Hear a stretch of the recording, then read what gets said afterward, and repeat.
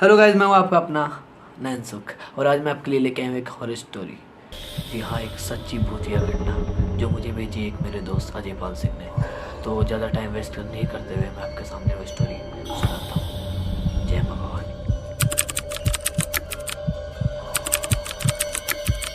तो मैं हूँ आपका अपना नैन सुख और आज मैं कहानी लेके आया हूँ एक सच्ची घटना जो कि मुझे भेजी थी मेरे एक दोस्त ने, अजय पाल ने, जैसा कि मैंने आपको बताया। तो ये कहानी जो है वो बेसिकली जयपुर के बारे में है, मतलब जयपुर शहर की ये कहानी है।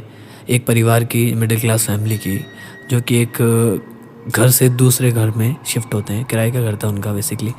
तो वहाँ पे क्या उन्हें महसूस होता है और जो घटना उनके साथ बीती उन्होंने मेरे साथ शेयर किया और मैं आपके साथ वो शेयर करता हूँ। तो कहानी की शुरुआत ऐसे होती है कि वो लोग दूसरे घर में जाते हैं, वहाँ अपना घर शिफ्ट करते हैं, सब सेट है। लेकिन उसके कुछ दिन बाद, तकरीबन एक हफ्ते बाद, जो उनके घर में छोटा बेटा था, वो 2 भाई थे, 1 बहन थे उनमें, तो उसको कुछ चीज़ें महसूस होने लगती है।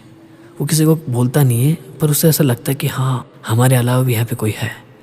तो फिर वो एक दिन रात को सब सोने जाते हैं तो वो देखता है कि उसके जो घर में जो ड्राइंग रूम था वहाँ पे उसे एक परछाई परछाई नहीं, आप बोल सकते हैं कि उसको एक बंदा दिखता है, एक इंसान दिखता है, क्योंकि वहाँ पे लाइट नहीं थी।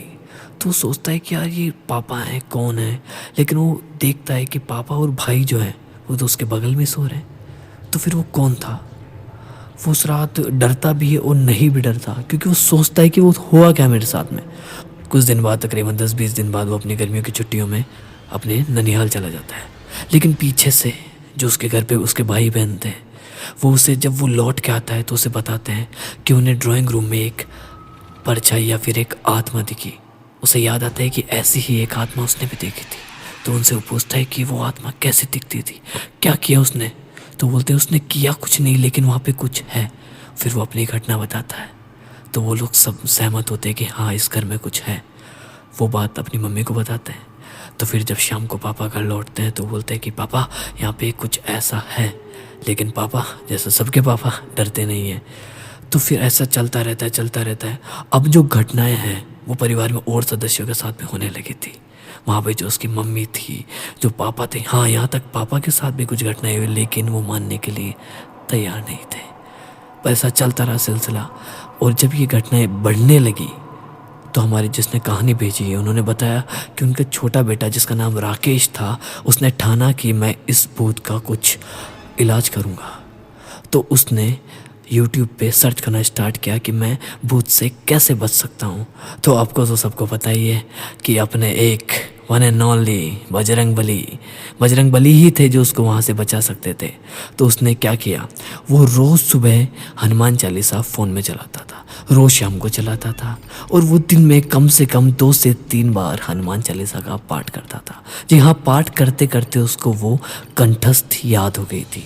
अब हुआ कुछ ऐसा था कि घटनाएं अब पहले से कम हो रही थी, माहौल अब थोड़ा सुधरने लगा था। अब धीरे धीरे धीरे उसने महसूस किया कि हनुमान चालीसा की घटना के बाद सब ठीक है, और ऐसे चलते चलते उसने उस चीज़ पे काबू पा लिया। लेकिन कहानी यहाँ रुकी नहीं। उस घटना के तकरीबन 2 से 3 साल बाद फिर वहाँ पे कुछ ऐसा होता है जो कि पहले की कहानी जैसा था, लेकिन ये अलग था कुछ। तो आपको ये कहानी अच्छी लगी तो इसका सेकंड पार्ट भी मैं आपको सुनाऊंगा। तो चैनल को लाइक कर दीजिए, सब्सक्राइब कर दीजिए और वीडियो को शेयर ज़रूर कर दीजिएगा। जय माँ भवानी। मैं हूँ आपका अपना दोस्त।